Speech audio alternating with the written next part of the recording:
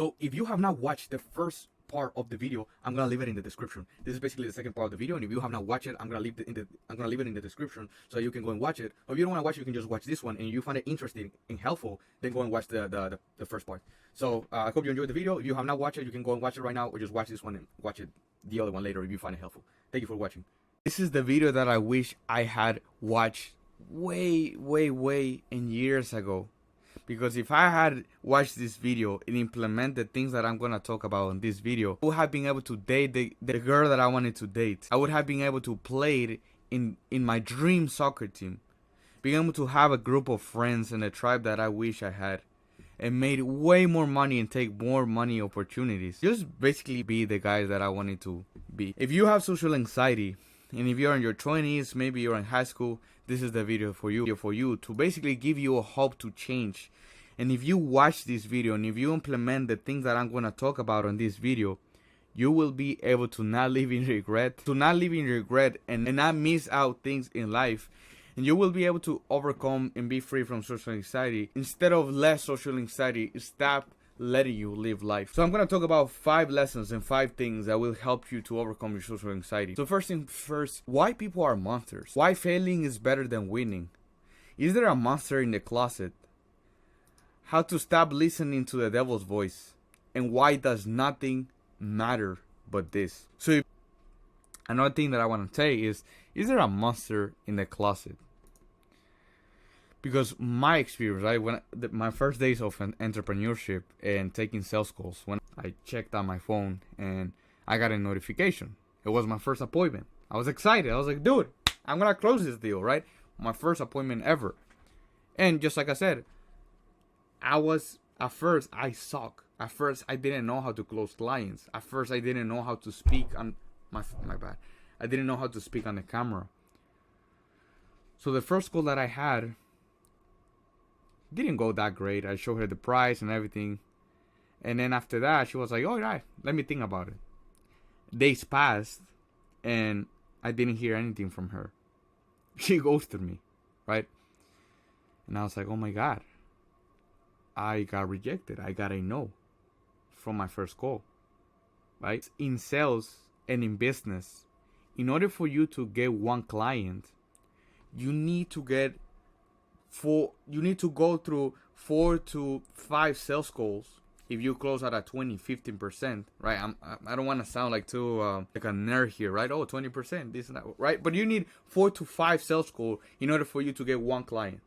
That's how business and sales work, right? Meaning, you need 4 no's, 4 rejections before you get a yes, right? So what I mean by this is your first dates, the first girls that you approach, some jokes that you make will suck and will be bad. And that's okay. Because the problem is not to get rejected. The problem is to never get rejected because you don't even try. So like I said before, you have to be in the arena. You have to fail in order for you to get feedback.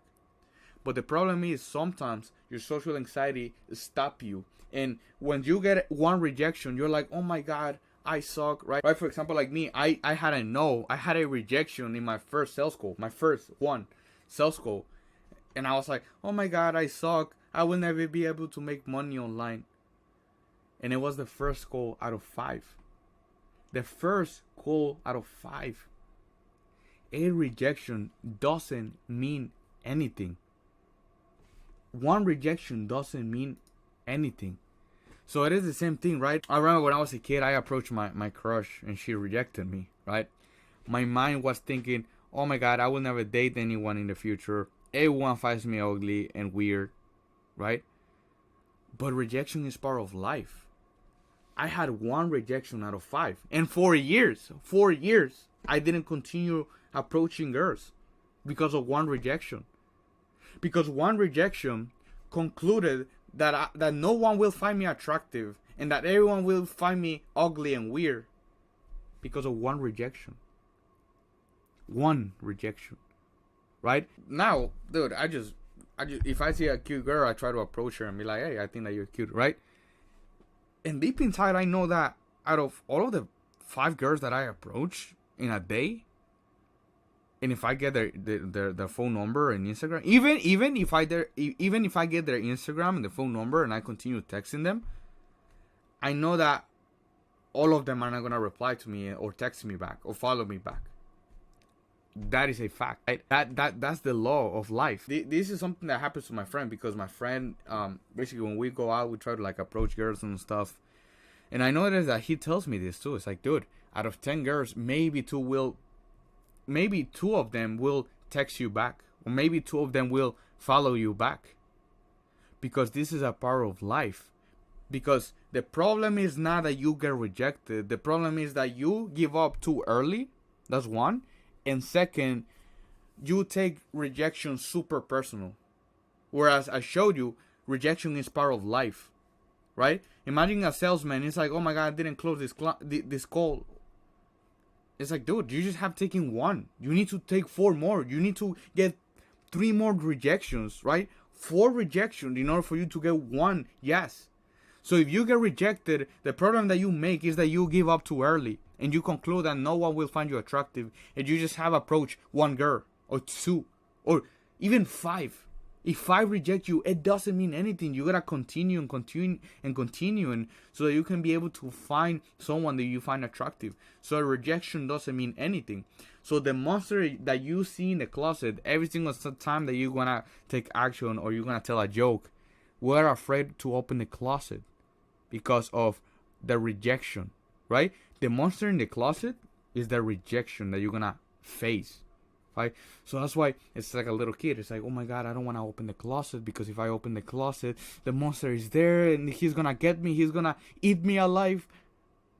Same thing happens in your head. Before you're going to tell a joke, before you're going to approach a girl, before you're going to give it a shot, you're afraid to take action because of the rejection. The monster in the closet is the rejection. And like I showed you before, 2 things can happen if you open the closet. You will not find any monster in the closet. And this is what I mean by that. The case and scenario is, you get what you wanted. You get a positive outcome. You ask and you get. You approach the girl and you date her. You approach the girl, she becomes your girlfriend. You get the positive action instead of the monster in the closet, instead of the rejection. Or if you do get the rejection, if you actually get rejected, and if you actually see the monster doesn't appeal that scary anymore.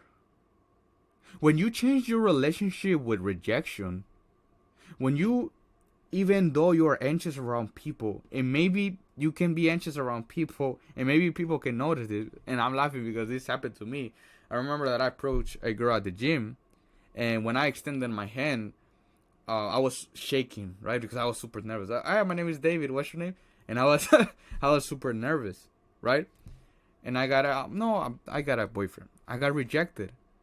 But that didn't affect me because I changed the relationship that I had with rejection.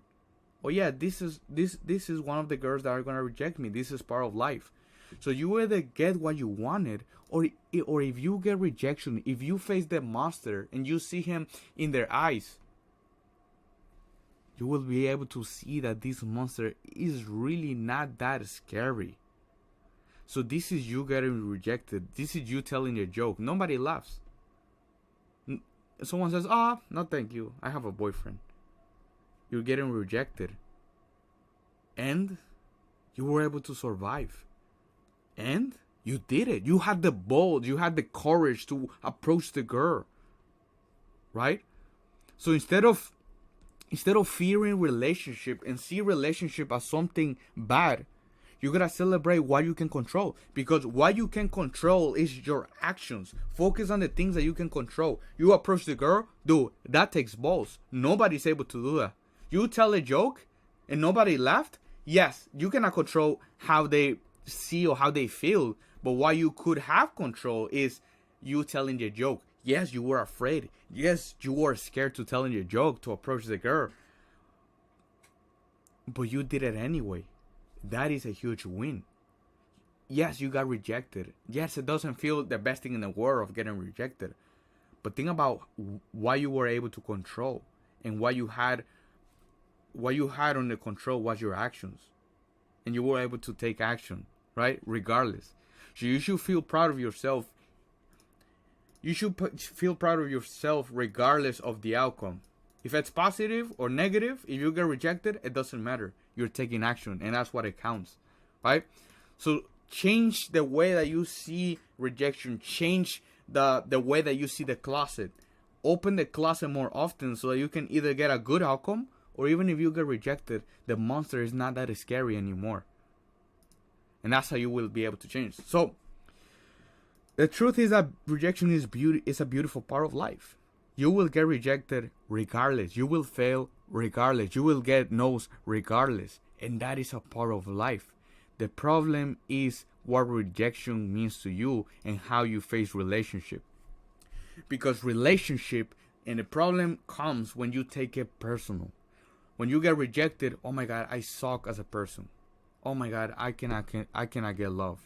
No one likes me. Everyone thinks that I'm a loser. That is how you perceive rejection. You take it super personal. It's like, oh yeah, the problem is me. Or because I approach her this way. Or because I'm ugly. Or because I was nervous. Right? And maybe there was a lot of things. Maybe there was a lot of factors that you couldn't control. Maybe it was not a good timing. Maybe there was a lot of factors. Maybe it was not a good environment. Or all the things that made them choose to say no. But since you're taking rejection super personal, it comes back to the belief that you're not good enough. It comes back to the belief that you are the problem and you are the cause of that rejection, right? And you believe the devil's voice that I'm going to talk about later. So the action step is open the closet, and there's no monster in there. Focus on what you can control. Focus on the things that you can control and don't give up too early. If you get 4 people rejecting you, 5 girls rejecting you, or in other areas of your life that you're getting rejected, don't give up too early. Continue getting no's. Continue getting rejections. Because like I said, I had to go through a period of no. I had a lot of sales goal, and I had no's, no, thank you. I gotta think about it. This is too expensive. I don't think that you can help me.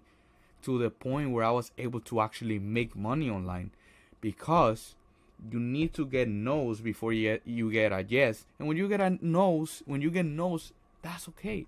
That's part of life too. So that don't take it personal. And when you get a rejection, ask yourself, what does this really mean? She said no. Okay. Oh, I'm the problem. I will never be able to find love in my life. No one will find me attractive. I am ugly. Maybe it was this. Maybe she noticed that I was nervous. Oh my God, I suck. I'm super nervous around people. I will never be able to date anyone. People can sense that I'm noticed. That was so awkward. Why did I say that? I said the wrong thing. Yo, it's like, instead of putting the blame on you and make it super personal, think to yourself, what does this really mean? Does this mean something else? You approached the girl, she said no, fair enough. You walked away proudly because you took action regardless. Maybe it wasn't the best, maybe you were nervous and she could tell. But ask yourself, what does this really mean? Instead of I suck and I'm a piece of shit and no one likes me, think to yourself, okay, fair enough, she rejected me. Maybe she just broke up with someone. Or maybe a family member just died. Or maybe she has different values, opinions, and that's why you got rejected. So instead of thinking I'm not attracted to anyone and take it personal, think other ways or find different evidence of why you got rejected. You rejected in the first place, right? There was a lot of factors that you don't know, and that's why you got rejected, right? So, and another thing that I would say is soften the extremes. When you get rejected, she said no. Just like me, right? I approached the girl. Oh my God, I will never date anyone in the future. Oh my God, everyone finds me ugly and weird. Instead of going to the extremes of never or everyone or all the time or always or no one, instead of going to extreme, there's something called soften the extremes. And this is what I mean by that. Instead of thinking, oh my God, I will never date anyone in the future, I got rejected by this girl. But maybe there's hundreds of girls that will find me attractive. When you get rejected, don't think everyone finds me ugly and weird. Fair enough. this girl did not find me attractive, but maybe there's someone else who will. Yeah, she has different values and opinions that I have, but maybe there's other girls that have the same values and same opinions, same beliefs that I have, right?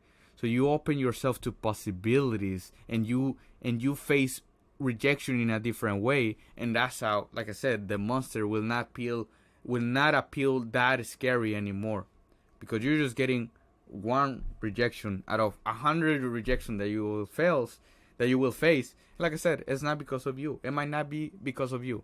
It might be because of other factors. So don't give up too early, and just give it a shot, and just change the relationship that you have with rejection, right?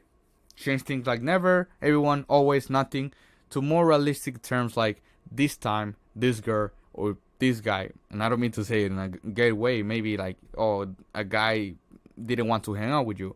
Oh, this guy doesn't want to hang out with you. But there's more guys that would like to be my friend, right? So soften the extremes and think about the more realistic terms. That was the second action step that I would say to you. Another thing is stop believing the devil's voice.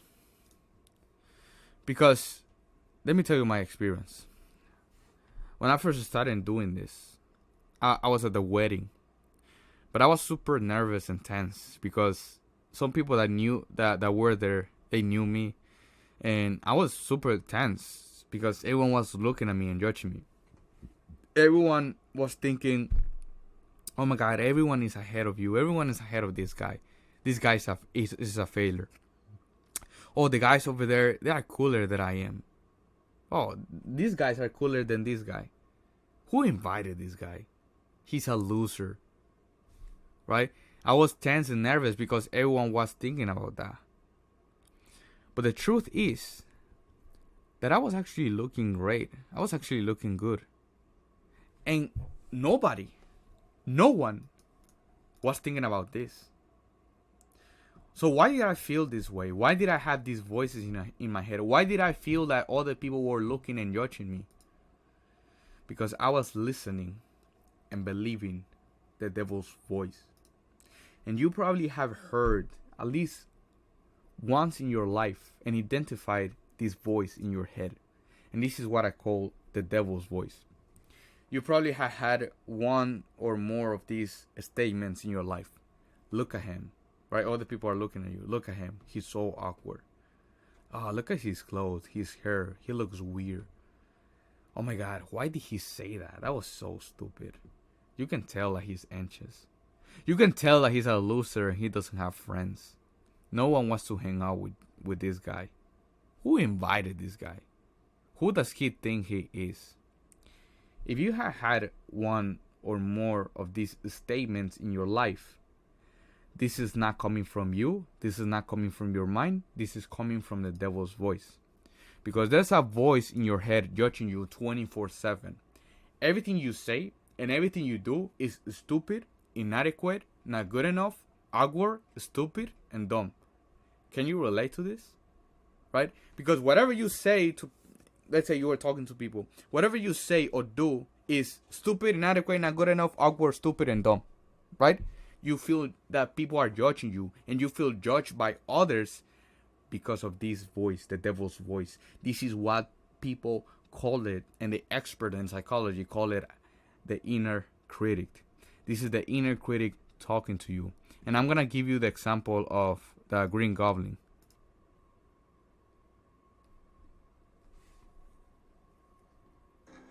Coward. We have a new world to conquer. You make me sick. Leave me alone, please. Hiding in the shadows.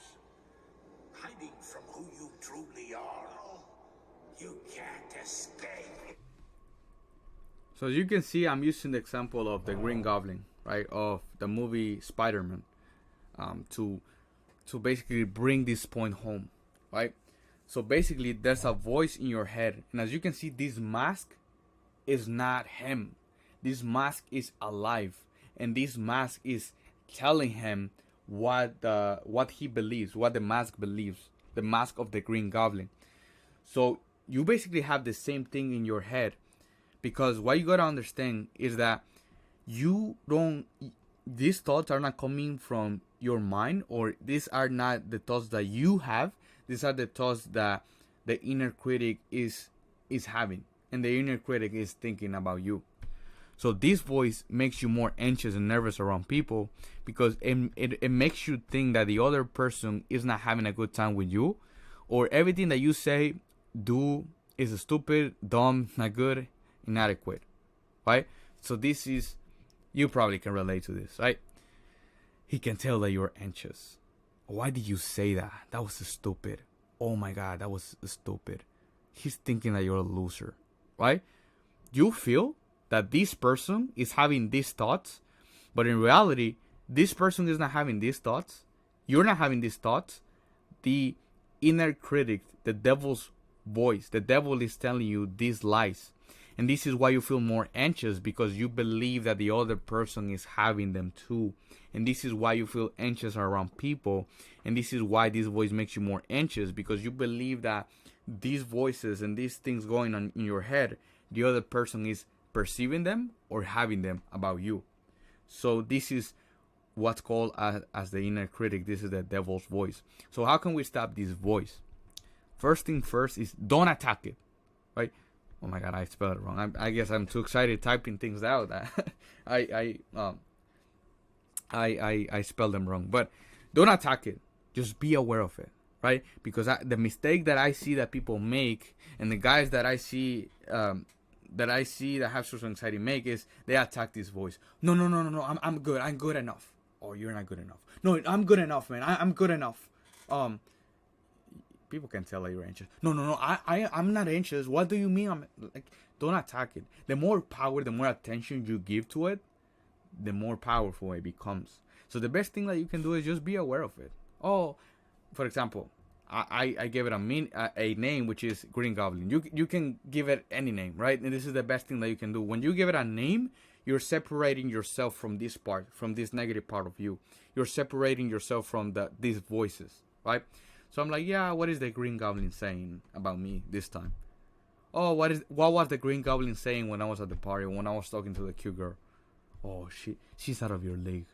That's the Green Goblin talking, right? So the best thing that you can do is don't attack it. Just be aware of it and give it a name. Because when you give it a name, you're able to separate yourself from it, right? And another thing that you're going to do is, instead of attacking it, you're going to be aware of it. You're going to listen to it. And then later at night, you're going to question. You're going to confront what it's saying. You're going to confront the devil's voice. So there's three things that you can do. There's the awareness log. There's the softening extremes. And what does this really mean, right?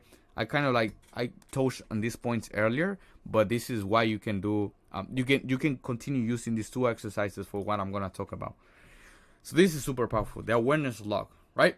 So the awareness log, how it basically works is that you have to question what the Green Goblin, or what the inner critic, what the devil's voice was saying when you felt anxious or when you felt awkward around people, right?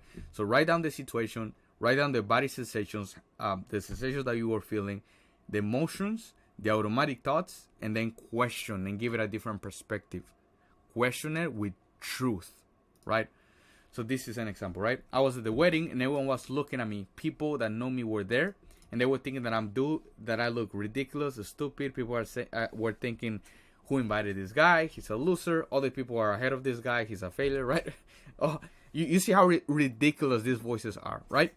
So the body sensations, I felt tense walking around people, and my chest was racing. What emotions did I feel? I felt anxious, worried, nervous, inferior, unloved, right?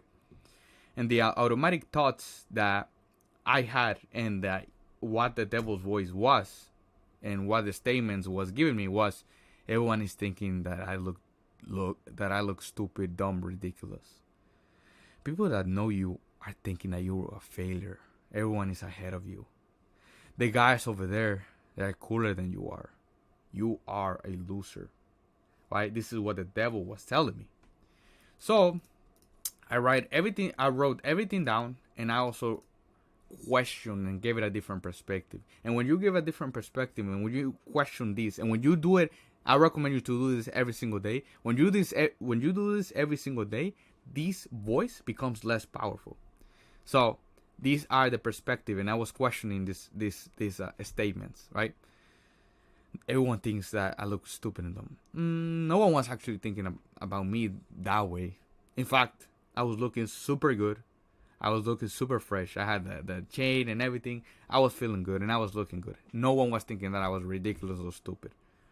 People that know you are thinking that you are a failure. No one is thinking that. Like, they have not even talked to me. Like, how come they're coming up with that conclusion? Some of them, some of the young guys, some of the guys over there that are the same age as I am, some of them are trying to figure things out too. So, hey, I'm not a failure. They are not ahead of me. They are not better than I am. They are trying to figure things out too. And they were not even thinking about that. I'm a failure. The guys over there are cooler than you are. You're a loser. Well, I said what's up to one of them. I approached to one of them. I was like, yo, what's up, man? How you been? And he might be thinking, oh, wow, this guy remembers me. This guy still remembers me. And he approached me. What a cool guy. What a nice guy. Right? So I questioned this and I gave a different perspective to the devil's voice. And when I did that, I was like, oh my God, I feel way better because my mind, not my mind, but the devil's voice was trying to lie to me. Right? And soften the statements too. When your mind tells you you're always boring, you have nothing to offer to anyone. No one likes you.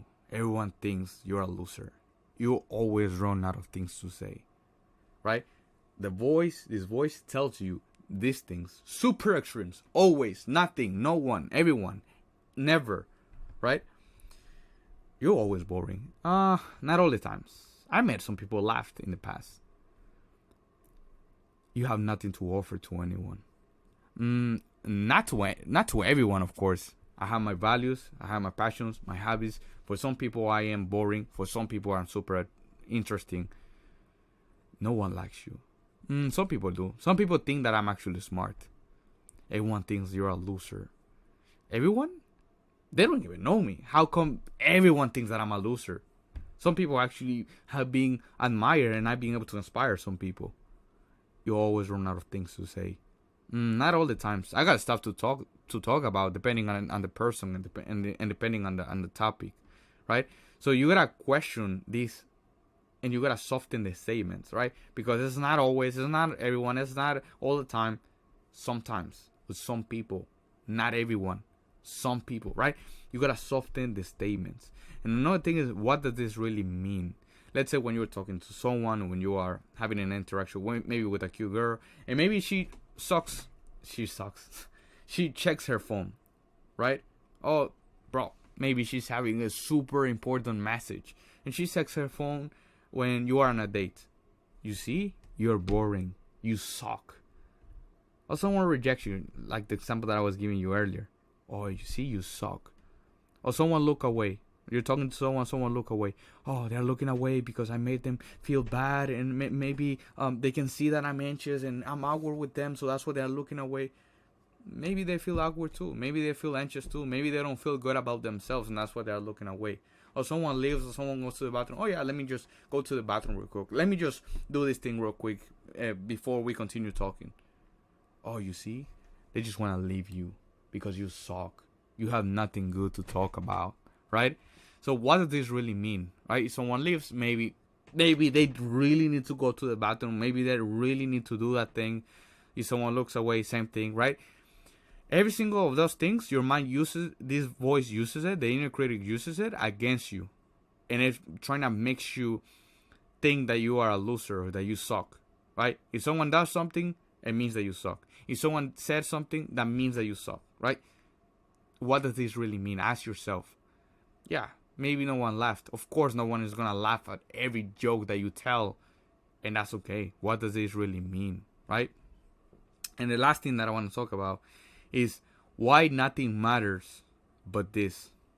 So this is you, and this is your social anxiety. We need to conquer it. So why nothing matters but social anxiety is you can have the physique of your life. You can be muscular. You can look jacked. You can make money online. You can have the business. You can make 10K a month. But what's the point if you cannot even talk to people? What's the point of having all the good things if you cannot even having a conversation as a human being?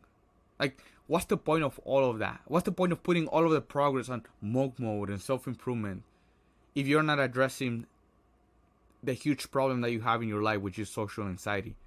This needs to be addressed first, right? Before you do anything, this needs to be addressed first. Because if you don't, you're going to be successful, muscular, but no one is going to be sitting with you. You're going to be lonely. What's the point of all of the money that you can make? What's the point of having a castle if you cannot even get a queen in there? What's the point of looking like a king if you cannot even get a queen, right? So this needs to be addressed before anything, because I did it backwards. I started with entrepreneurship and going to the gym, but I always sucked at talking to people. So I did it backwards. So that's why I tell you, do this first, the social anxiety exercises, apply what you watch in this video. You can go and implement the things that I talk about on my YouTube channel. I talk about this. Or if you need an extra help and if you want me to implement this so that you can be free from social anxiety, check the link in the description. But this has to be addressed first before you make progress on every area of your life. So thank you for watching, and I'll see you on the next one.